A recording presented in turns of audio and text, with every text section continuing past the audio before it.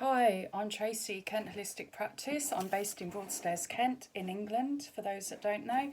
And just a really quick, impromptu, unrehearsed video just about how I began in what I do.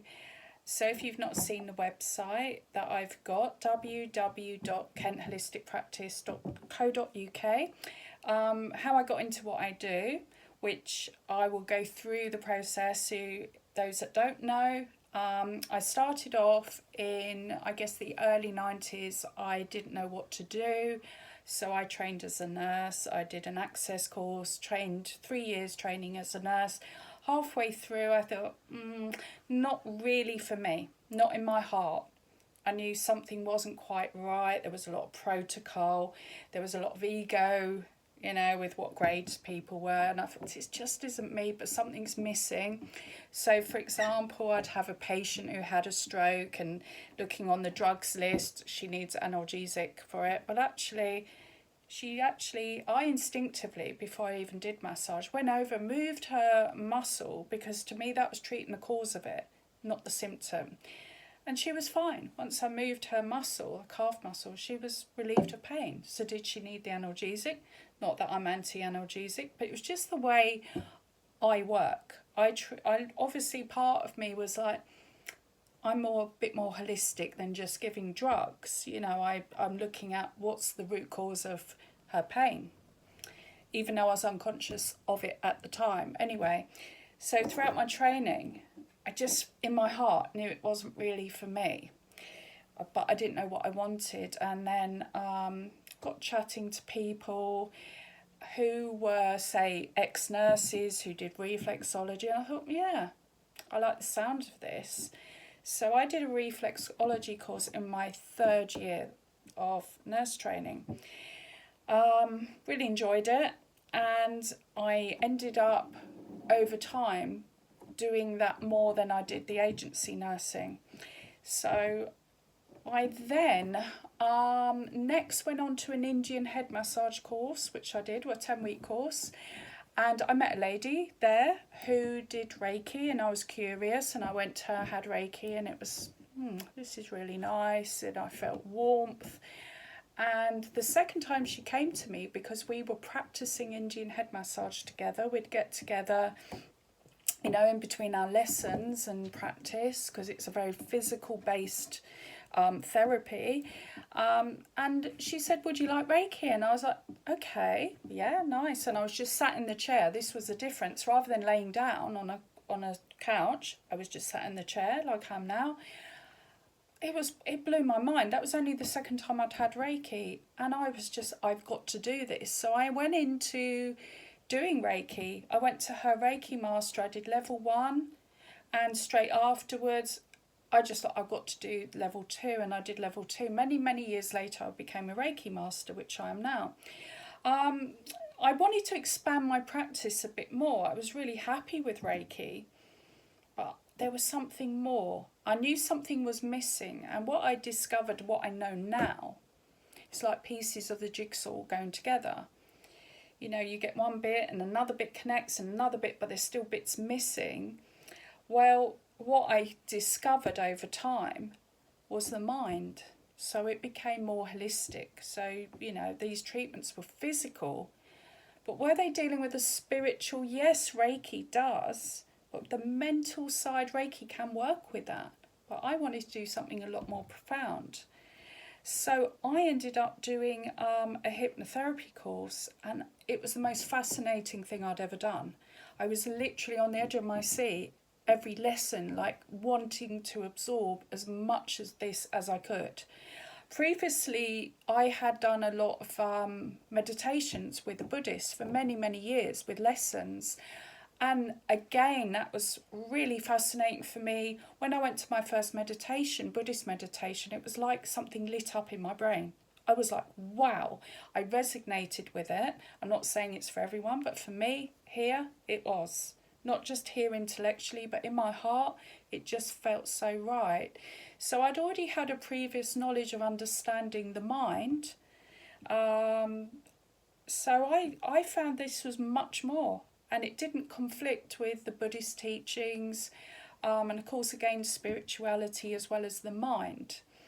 And that background was about understanding the mind, what really makes us happy, not to know it's not outside external things ultimately that make us happy. It's what's going on within our mind, and our mind is everything. So that was absolutely fascinating. Absolutely loved the course.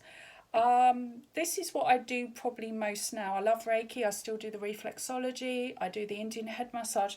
But I'm progressing more with experience, more with the mind, because it's unlimited. There's no limits to what we can do with the mind, whether it's treating pain, phobias, fears, addictions, trauma. We're not stuck with these things.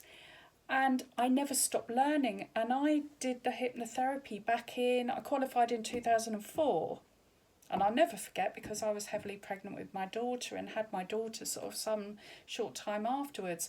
I also then did a life coaching course, which is very NLP based. For those that don't know, NLP, neuro-linguistic programming, it goes really well, combines well with the hypnotherapy side of things. So went on from that with the coaching. That's a whole different thing. So I ended up combining, the massage with the reflexology. So I wouldn't just do one thing necessarily. I might be talking to the person's unconscious sometimes at the same time, integrating it into the therapy, that they're not just doing one thing. And that's really where it's become really holistic, that it isn't just one treatment. Somebody could say to me, I'm really stressed. A massage or reflexology, let's say, is really nice, it's relaxing. But if I can talk to that person's unconscious when they want me to, we can do profound change. And all the years I've been doing it, I never stopped learning. I absolutely love it, probably more than everything that I do. So it's never-ending learning for me. So I started in 1998 when I qualified with the reflexology, and I became a qualified nurse. You can see some of the qualifications behind me. I then later did things like kinetic shift, which is great therapeutically, again with the mind and the energy within the body. It works content free, so we don't have to go back to all the problems and discussing what went wrong in your life. You can deal with it without even knowing, without me knowing, or even the person knowing, because your unconscious knows everything anyway. You can just direct it in the right place, and it can work really quickly. You can remove phobias with kinetic shift, for example. So all these things I was learning, and then timeline therapy came in, and so it isn't just hypnotherapy. Hypnotherapy is a process, a way of accessing the unconscious or the subconscious mind, same thing. But it's putting in all these different tools, different ways that are going to work for different people. We can use anchoring to create good feelings. So you can just trigger good feelings without the use of other substances like food or drugs or any other substance. You can create that serotonin and dopamine, all these good feelings. We can anchor them in just with a touch. So all these different aspects is not just using the one thing. Hypnotherapy in itself is great. You could talk to the unconscious, you can make positive suggestion. But again, can be a little bit limited. One session can fix it for somebody. But when you have all these different tools, because everybody's different, no one person's the same, it's not that prescriptive.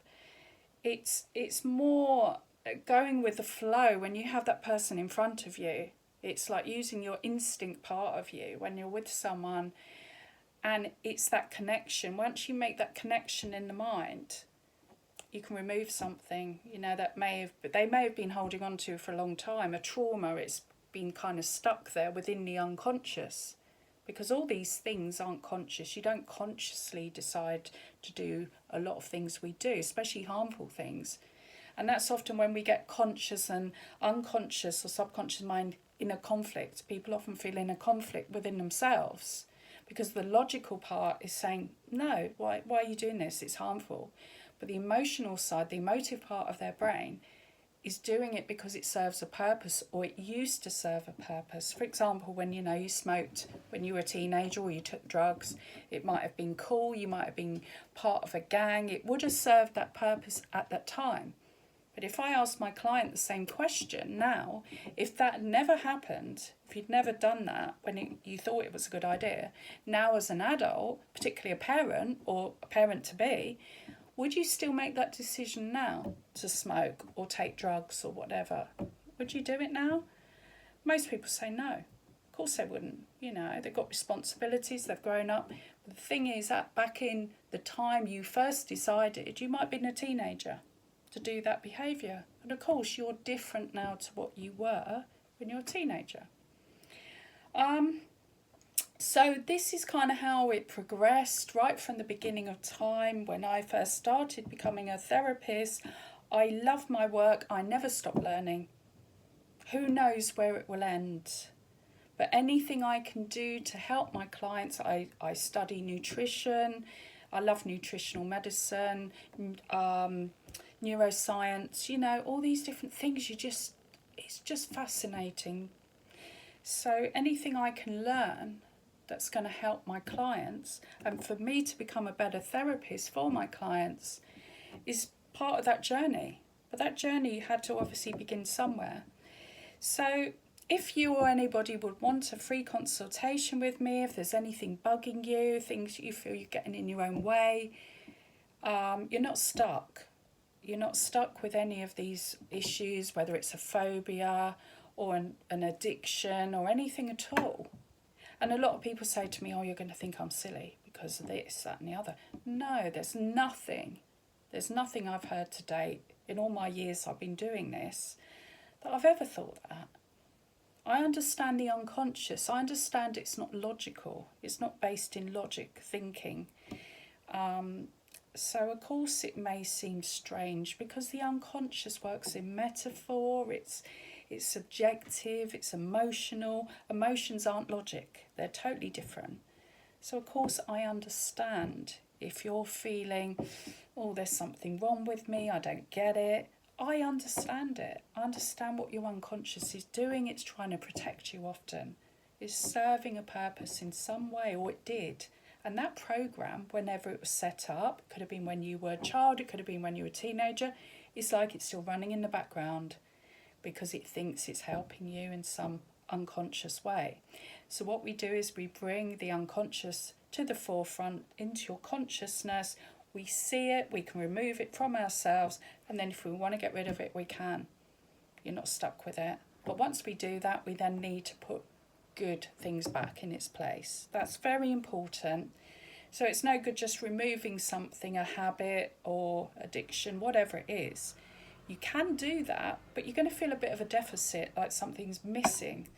So what we want to do is something called backfill. We want to put something good back in. Like if you get I've used this analogy before, you get rid of the weed in the soil. You don't want to just leave it there open and waste it, and you want to put good stuff back in and nurture it, plant it, secure it, nurture.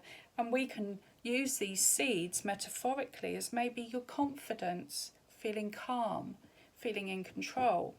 What is it you do want now? You know what you don't want. Everyone comes in and says, I don't want this. What is it you do want? Very different energy, different way of thinking. So when we focus more on what we want rather than what we don't want, we get different results, of course. So I could talk for a long time about what I do because I'm so enthusiastic. I love what I do. I love to see people change right in front of me. I love to see the tension, all the things they've been holding on to, lift off them. It's like they're a different person sometimes when they walk in to when they walk out. One session really can make a big difference. I'm not saying one session will do everything. It can do. I've had smokers come in, a smoker, and walk out, a non-smoker as if they'd never smoked. It's not the same to everyone because everyone's different. But if you want the change, you can get change. And sometimes we just need that bit of guidance and expertise. And that's what I'm here for. I'm here to help you. If you want to be helped, I can help you help yourself. So if you do, please contact me. I will hopefully be putting information in for my website. But, you know, if you want a free consultation with me, just to chat, if you can't see a way forward, you can't see, you know, the light at the end of the tunnel, as it were, you know, you feel stuck, you're not alone. Lots of people feel like this, they don't know where to turn. And that's a place of kind of feel despair. You feel there's no, where do you go? Where's the future? And that's when people can get depressed. But what everyone needs is hope. You need to see that light at the end of the tunnel. Know that things do get better. They do change. Life does change. And it can change within 24 hours or less. You never know what's around the corner, literally. You never know. What you're feeling today, you're likely to feel very different tomorrow, unless you're stuck in this perpetual pattern. The pattern isn't you. The programs are not you. They're just something you learnt in the past, but we can change that. Because we now know, as I've mentioned before, something called neuroplasticity within our brain, which means it's adaptable. It's really adaptable to change. It doesn't matter what age you are. It doesn't matter how long you've been doing something. It's not who you are. So if people say I'm a smoker, you're not a smoker. You weren't born a smoker. You learnt to smoke. It's something you're doing, and you can unlearn it. You know, you're not fixed with these things. You know, your mind's really adaptable. Anyway, I could talk forever, so I must stop. Okay, I hope this makes sense to whoever's watching it. Please know that change is always possible. Positive change is within you. And I can help you access that part if that's what you want.